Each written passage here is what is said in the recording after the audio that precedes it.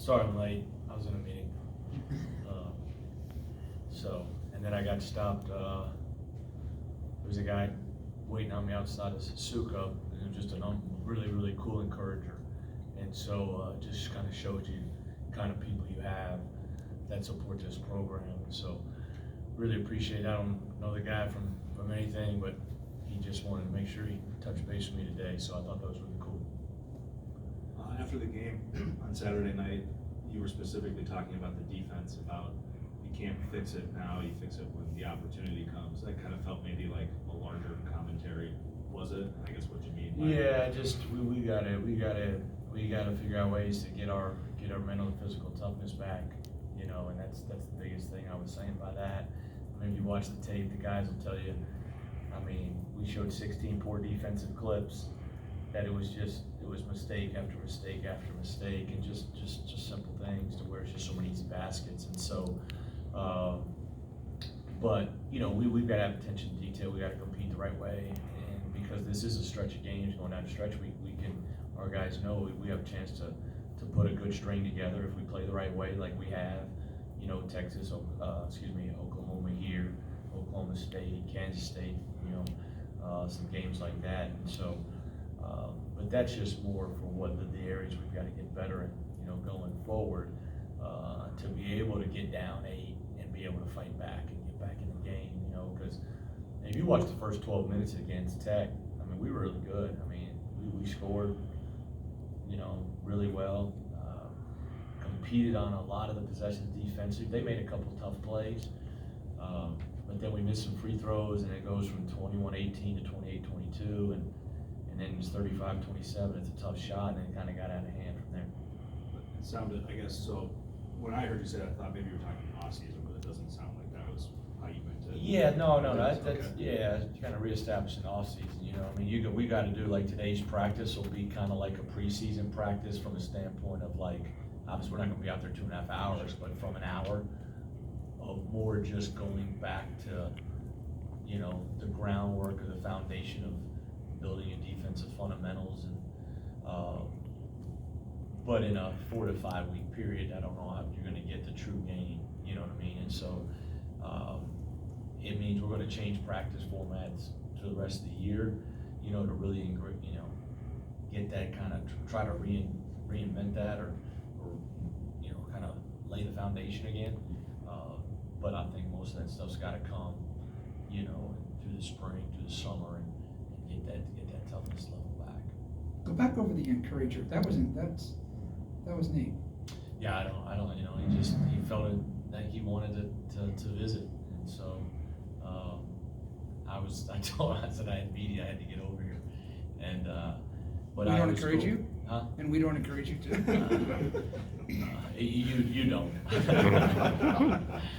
John does, but you don't. And don't take that personal. But Oh, no. But yeah, it was just, you know, it was really cool. What did he say? Just about, you know,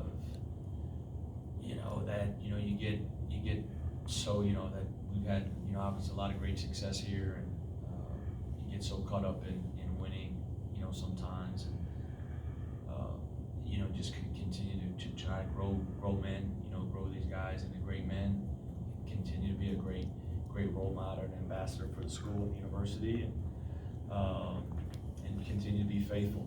And so I thought it was really cool. And so, like I said, I've never seen him, but he was just kind of, you know, hanging out. And so it was cool. What do you want to do against TCU the second time around here?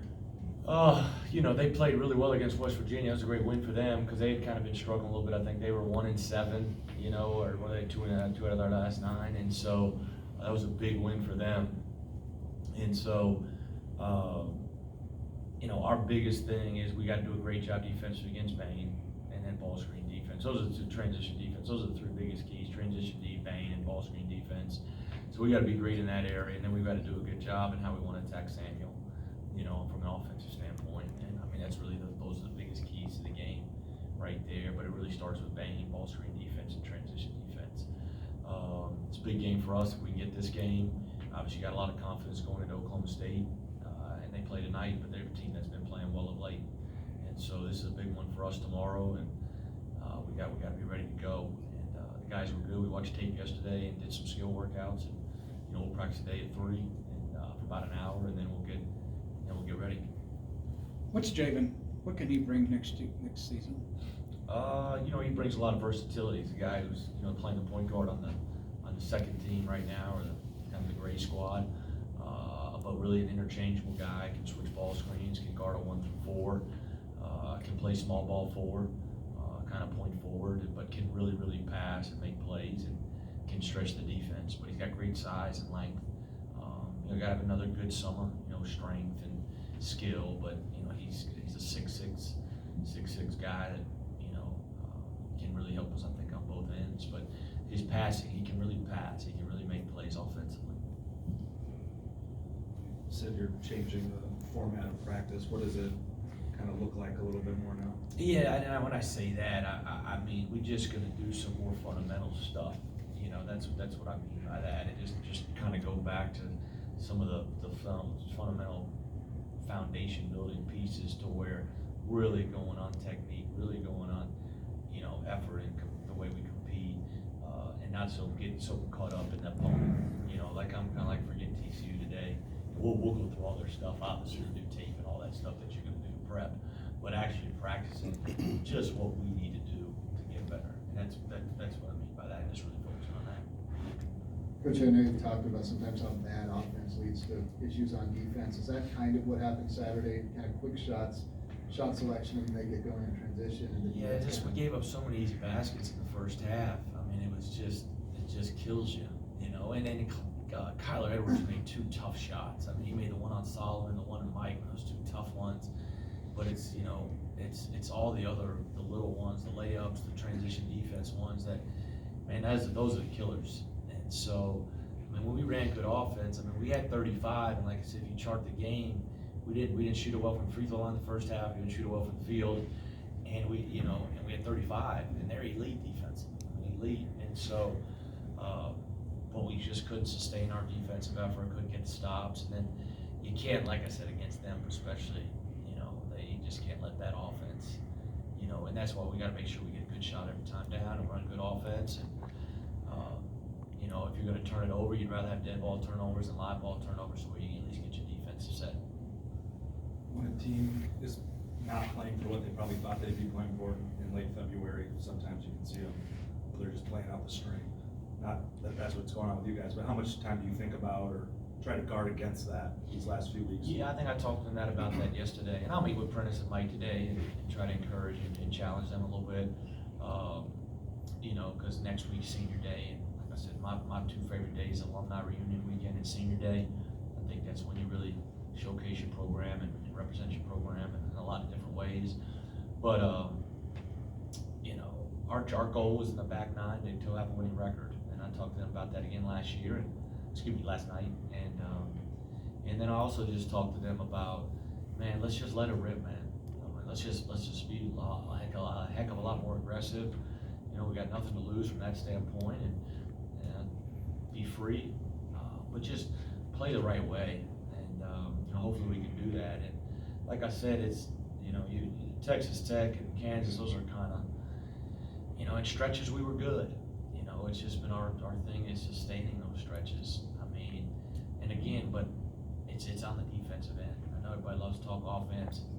I like to talk it too, but the defensive end of the floor, the first half in both those games, are just not very good.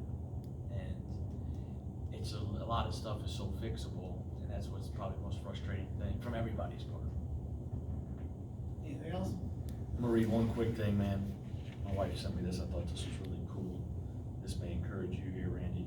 Thank you. It says, terrible day, not a terrible life, hard season, but a beautiful story, awful chapter, but an amazing book. Perspective is everything. The day Jesus died was the worst and best day in history. It looked like death, but it gave me life. Your mess matters. And so I thought that was really cool. So I shared that with a lot of people. So go Cyclones. Thanks.